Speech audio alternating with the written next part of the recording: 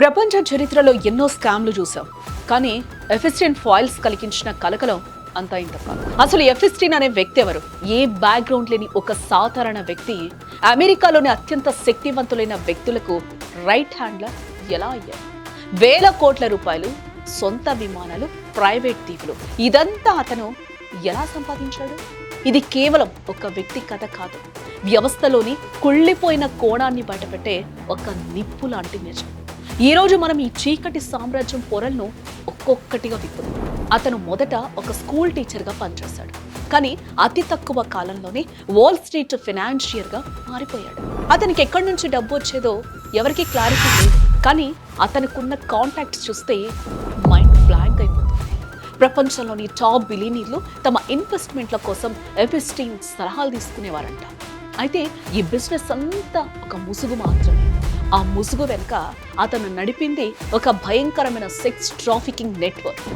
Virgin islands లో ఎఫెస్టిన్ కు ఒక సొంత ద్వీపం ఉంది. దాని పేరు లిటిల్ సెయింట్ జేమ్స్. బయట ప్రపంచానికి ఇది ఒక విలాసవంతమైన పర్యాటక ప్రాంతం, కానీ లోపల జరిగేది వేరు.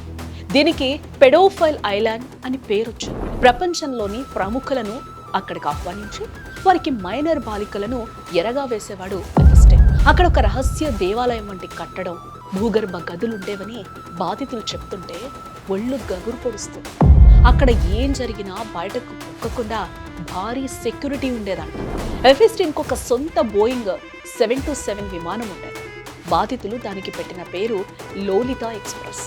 ఈ విమానంలోనే ఎంతో మంది ప్రముఖులు ప్రయాణించారు. ఇప్పుడు బయటకొచ్చిన ఫ్లైట్ లాగ్స్ లో ఆ ప్రయాణికుల వివరాలన్నీ ఉన్నాయి. ఈ విమానం ద్వారానే ఆ అమ్మాయిలను ఒక దేశం నుండి మరొక దేశానికి, ఒక నగరం నుండి మరొక నగరానికి రవాణా చేసేవారంట. ఆకాశంలో ప్రయాణిస్తున్నప్పుడు కూడా ఆ అమ్మాయిలపై అకృత్యాలు జరిగేవని విచారణలో తేలింది. ఈ మొత్తం కథలో ఎఫెస్టిన్ తర్వాత వినిపించే పేరు గిస్లెన్ మాక్స్వెల్. ఆమె ఒక బ్రిటిష్ సోషలైట్.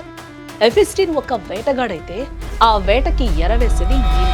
మోడలింగ్ అవకాశాలు ఇస్తాం, పెద్ద పెద్ద వాళ్ళతో పరిచయాలు చేస్తాం అని నమ్మించి చిన్న పిల్లలను ఎఫెస్టిన్ దగ్గరకు చేర్చేదంట.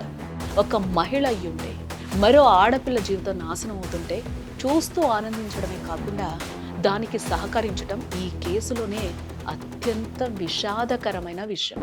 నేను ఒక బానిసను మాత్రమే, నన్ను గొర్రెలాగా ప్రముఖులకు అప్పగించేవారు అని ఆమె కోర్టులో చెప్పింది. ఎఫెస్టిన్ దగ్గర పనిచేసే పనివాళ్ళు, సెక్యూరిటీ గార్డులు కూడా అక్కడ జరిగే అరాచకాలను చూసి భయపడిపోయేవారు. కానీ ఎఫెస్టిన్ పవర్ ముందు ఎవరు నోరు మెదపలేకపోయారు. ఇక అందరూ ఆతృతగా ఎదురుచూస్తున్న ఎఫెస్టిన్ లిస్ట్, ఇందులో దాదాపు 170 మందికి పైగా పేర్లు ఉన్నాయి. మాజీ అధ్యక్షుడు బిల్ క్లింటన్ పేరు ఎన్నో పేజీల్లో ఉంది.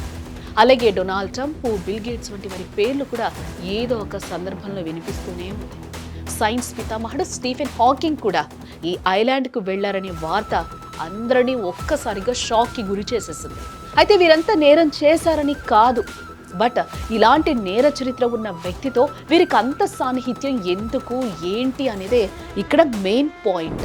2019లో ఎఫెస్టిన్ అరెస్ట్ అయ్యాక అందరూ త్వరలో నిజాలు బయటకొస్తాయని ఆశించారు.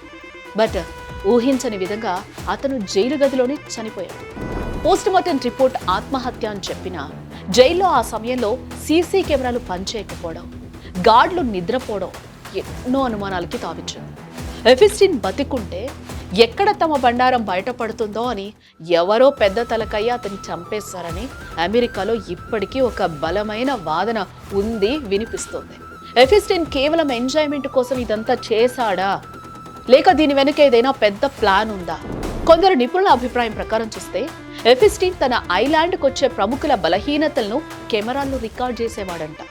ఆ వీడియోలను చూపించి వారిని బ్లాక్మెయిల్ చేసేవాడట. అంటే ప్రపంచ దేశాల నాయకులను తన గుప్పిట్లో ఉంచుకోవడానికి అతను ఈ సెక్స్ స్కాండల్ను ఒక ఆయుధంగా వాడుకున్నాడన్నమాట. ఇది వినడానికి చాలా భయంకరంగా ఉంది కదా. చివరగా ఎఫెస్టిన్ ఫైల్స్ కేవలం ఒక క్రైమ్ రిపోర్ట్ మాత్రమే కాదు, ఇది ఒక హెచ్చరిక. అధికారం, డబ్బు ఉంటే ఏమైనా చెయ్యొచ్చు అనుకునే వారికి కాలం ఎప్పటికైనా సమాధానం చెప్తుంది. ఎఫెస్టిన్ చనిపోయినా అతను చేసిన పాపాలు ఫైల్స్ రూపంలో బయటకొస్తూనే ఉన్నాయి. బాధితులకు పూర్తి న్యాయం జరగాలని, ఇలాంటి చీకటి సామ్రాజ్యాలు ఇంకెక్కడా పుట్టకూడదని కోరుకుందాం. ఈ కేసుపై మీ అభిప్రాయం ఏంటో కామెంట్ చేయండి. మరిన్ని ఇలాంటి ఇన్వెస్టిగేటివ్ స్టోరీస్ కోసం చూస్తూనే ఉండండి సుమన్ టీవీ.